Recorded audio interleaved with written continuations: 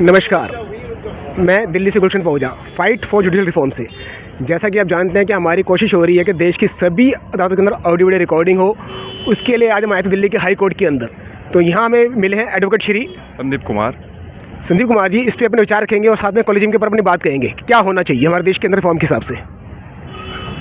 Sir basically I have done my law from campus law centre DU 2018 में law करी थी मैंने। I have given interview in the DGS this time.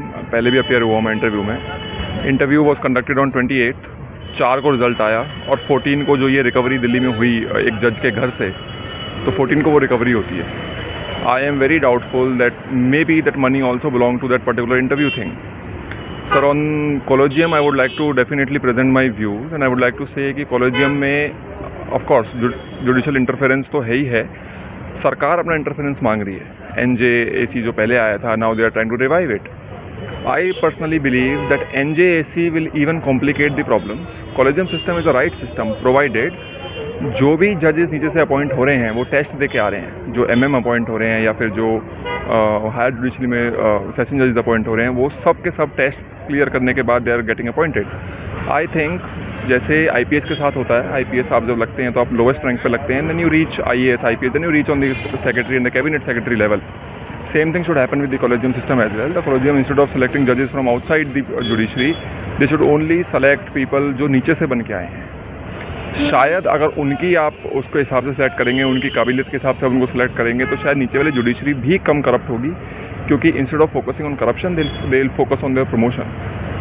So I think that collegium is a right system. The government should not interfere in that definitely, but the collegium should not bring people from outside the judiciary.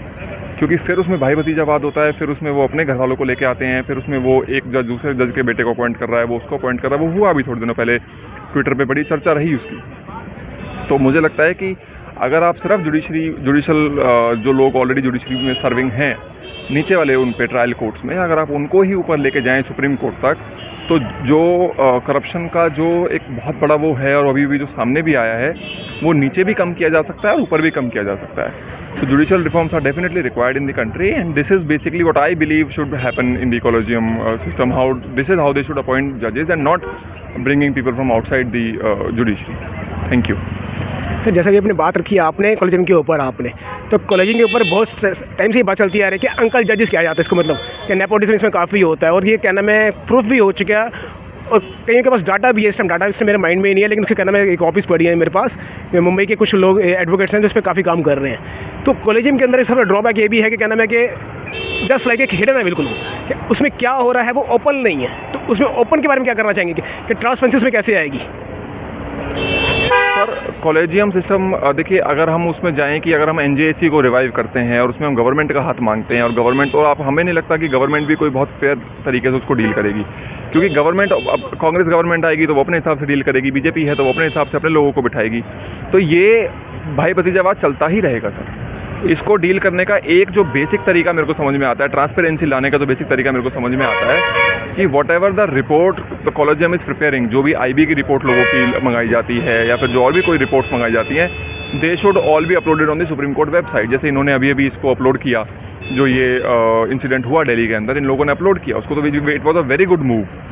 And sir judiciary is I think the only pillar in India कि अगर लोगों का judiciary पर से विश्वास उठ गया जिस दिन, उस दिन I think India will collapse. The idea of India will collapse that day.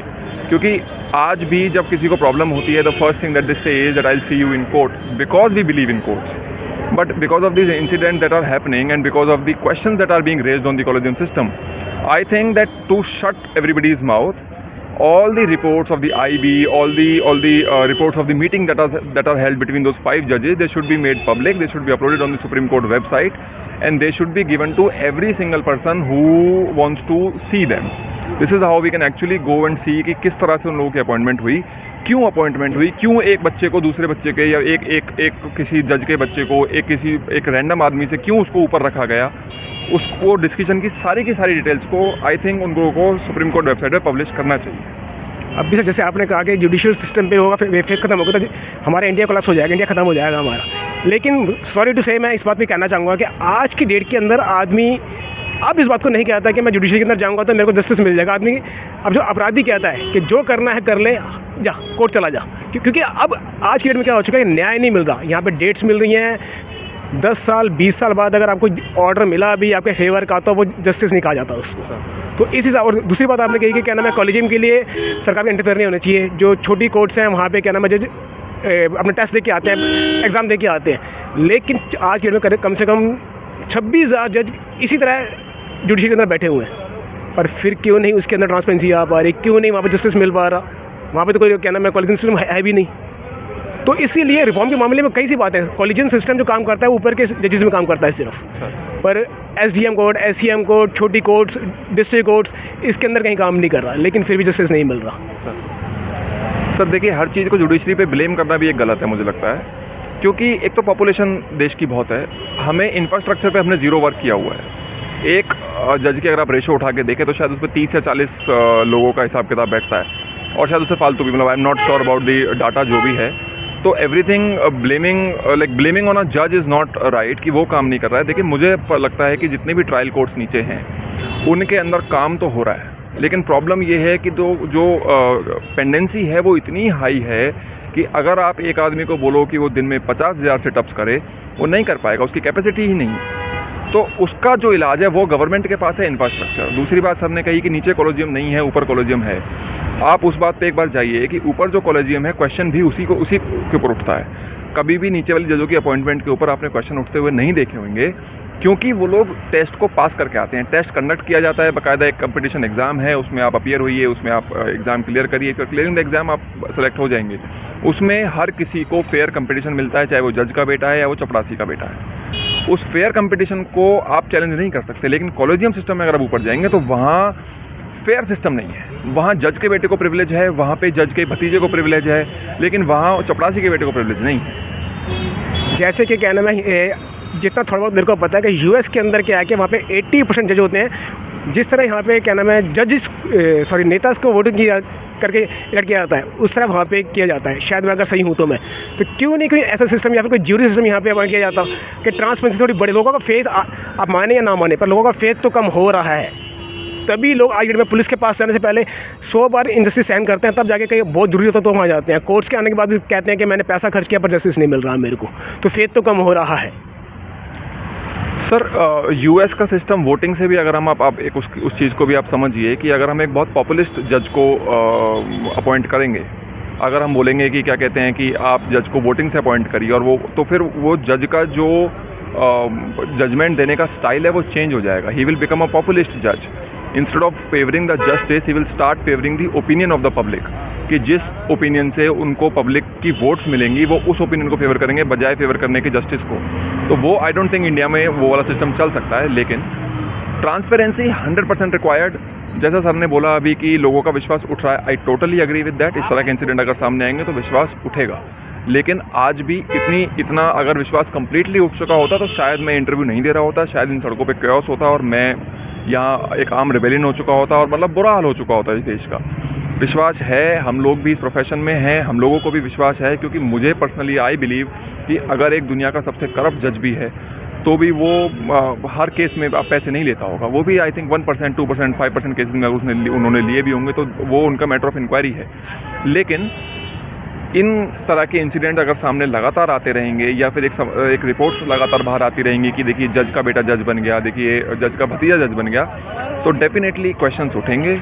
और ये हमारे सुप्रीम कोर्ट की, ये हमारे हाई कोर्ट्स की ये एक लाइबिलिटी है कि वो इन क्वेश्चंस को चुप करें, क्योंकि जस्टिस पे क्वेश्चन उठना इस देश की आगे की फ्यूचर के लिए सबसे खतरनाक चीज़ है। ये देश सबको झेल सकता है, इस देश में सहिष्णुता इस देश की आत्मा है। It can bear anything but it can not bear the injustice, it can not bear the loss of faith. तो जस्टिस में हमें फेथ आज भी है, हमें रखना भी चाहिए।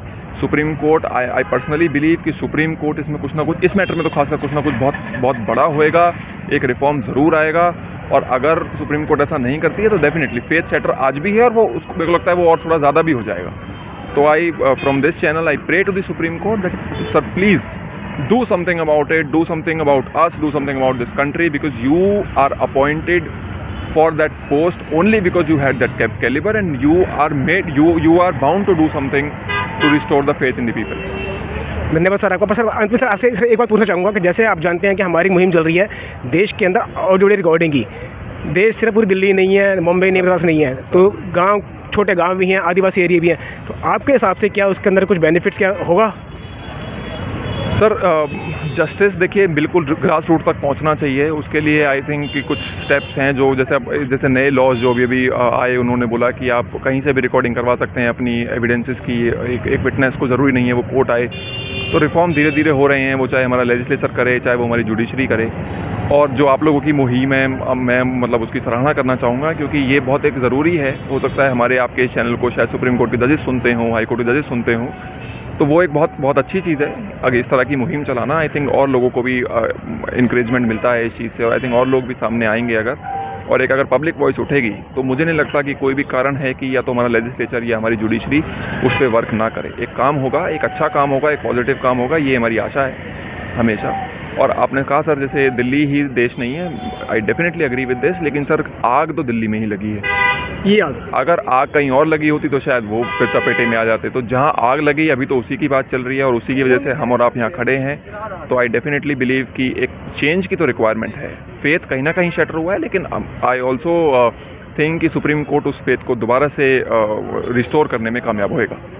थैंक यू सर, धन्यवाद आपका।